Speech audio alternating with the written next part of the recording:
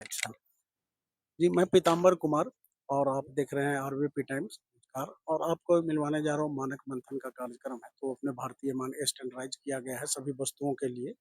और उसी से संदर्भित यहाँ पे जानकारी जो है सो दिया जाता है अलग-अलग संगठनों या कंपनियों को या फिर छात्र-छात्राओं को। तो उनसे बात करते हैं यहाँ के देहरादून चैप्टर के प्रभारी शाखा के प्रमुख हैं, डायरेक्टर हैं ये तिवारी जी, उनसे आपको बात करवाते हैं और उनसे पूछते हैं कि जो पहले जो मीटिंगें हो चुकी हैं या इस तरह के कार्यक्रम सम्मेलन हुए हैं और अभी जो हो रहे हैं, तो उसमें क्या विकासात्मक उनको रुख दिखाई देता है? धन्यवाद आपका, जो आज आप हमारे साथ जुड़े हैं और जैसा कि आप जानते हैं कि आज विश्व उपभोक्ता अधिकार दिवस के उपलक्ष्य में एक बड़े ही भव्य कार्यक्रम का आयोजन आज देहरादून में किया गया है,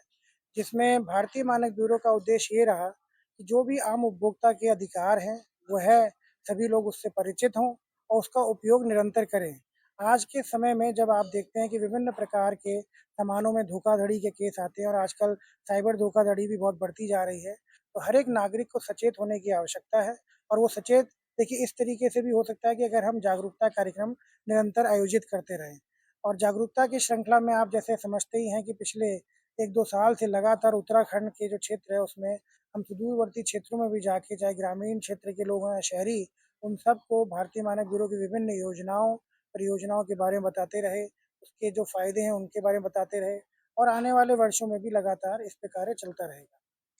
सर, जैसे पिछले साल जो कार्यक्रम हुआ है और अभी जो कार्यक्रम हो रहा है, तो पिछले साल के कार्यक्रम की तुलना में क्या इस साल जो है सो सरकार ने या अपने विभाग की ओर से कोई नया दिशा निर्देश भी जारी हुआ है कि किस तरह से क्या करना है कार्यक्रमों में? देखिए, ये जो कार्यक्रम हम करते हैं इसका मकसद तो अब सभी लोग जानते हैं कि कहीं न कहीं हम अपने उपभोक्ता को संरक्षित कर रहे हैं, उसको सशक्त कर रहे हैं। इसी प्रकार से जो औद्योगिक इकाइयाँ हैं, उनको भी क्वालिटी प्रोडक्ट वो बनाएँ उसके बारे में जानकारी देते हैं। तो पिछले वर्षों की भाँति ही इस भाँति भी निरंतर उस तरह के कार्यक्रम होते रहेंगे। लक्ष्य क्या है? लक्ष्य तो यही है कि गुणवत्ता युक्त समाज बने और किसी के साथ कोई धोखाधड़ी ना हो। तो कार्यक्रम कम हो या ज़्यादा, लेकिन एक मैसेज जो संदेश है वो यही जाना चाहिए कि हर एक व्यक्ति अपने अधिकारों को समझते हुए क्वालिटी सर्टिफाइड प्रोडक्ट ले,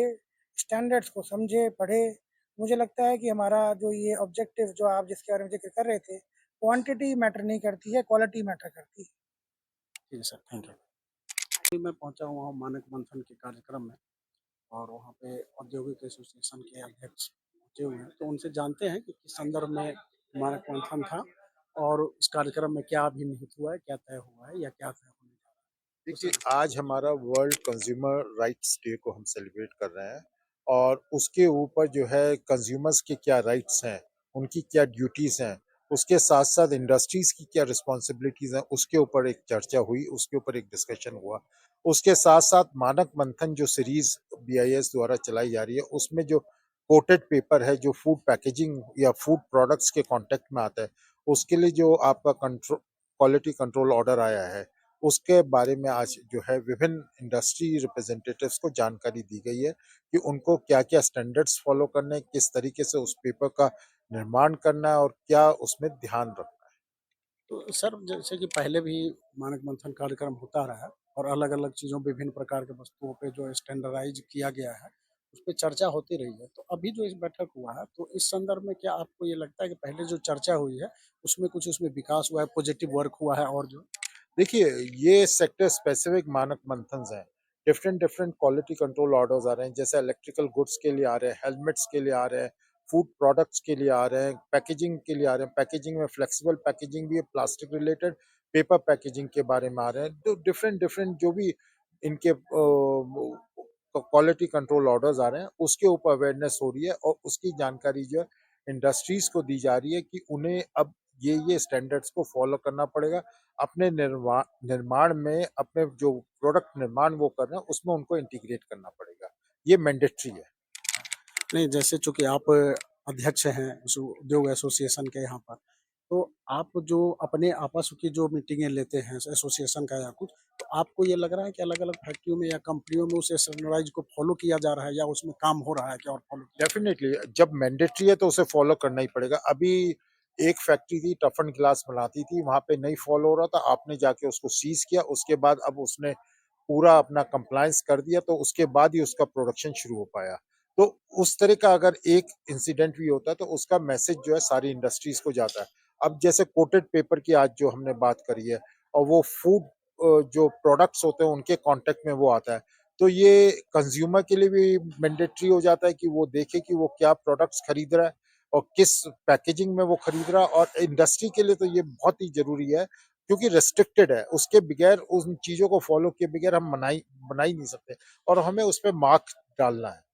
तो ये बहुत इम्पोर्टेंट हो जाता है कि एज इंडस्ट्रीज हम लोग इनको फॉलो करें और क्वालिटी प्रोडक्ट ही हम बनाएं, क्योंकि अगर हमने एक्सपोर्ट करना है तब भी जरूरी है,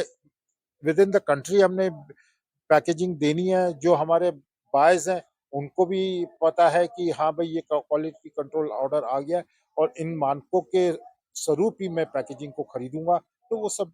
अब वो एक चेन बनती जा रही है, तो उसका कंप्लायंस तो हो रहा है। ठीक है sir. Told to damage the property, हाँ, until unless add up to the cost of the equipment also, like जब आप उसको मतलब प्रोडक्ट को जब आप बेचेंगे तो नेचुरल है वो इसकी कॉस्ट हाई भी होगी। एंड सेकेंडली वाटर, ये जो एनवायरमेंटल कंसर्न है उस पर भी आपको CSR में या किसी भी प्रोविजन में काम करना। मोर ओवर एनवायरमेंटल सस्टेनेबिलिटी के लिए आपका क्या कंट्रीब्यूशन है, चाहे वाटर न्यूट्रलिटी हो, कार्बन एमिशन की बात हो, तो आपका मैनेजमेंट खुद ही उस चीज़ पे ध्यान देगा कि मटेरियल वो यूज़ हो which is environmental friendly, no matter कि अगर वो सब्जेक्ट टू द जो आप बता रहे हैं कि वाटर डैमेज हो सकता है, लेकिन उसके लिए फिर देन हमें केयर करनी है। We have to write the message printing में कि वो आप यूज़ करिए। मेरा एक क्वेश्चन और है तिवारी जी, ये जैसा अभी हमने सुना कि बहुत दूसरे देश के लिए वो कम हो सकता है या ज्यादा हो सकता है, तो जब इस तरह के दो पैटर्न आते हैं तो आप कैसे इसको मैनेज करते हैं? क्योंकि हो सकता है हमारे देश में एक कोई पैकेजिंग मटेरियल 10 दिन के लिए खाली इस्तेमाल हो सकता है, 10 दिन के बाद वो इट इज वेस्ट, और हो सकता है हम किसी और कंट्री में एक्सपोर्ट कर रहे हैं वहां पर 5 दिन का हो मैन्युफैक्चरिंग के लिए। इसमें हाँ, आपका जो पॉइंट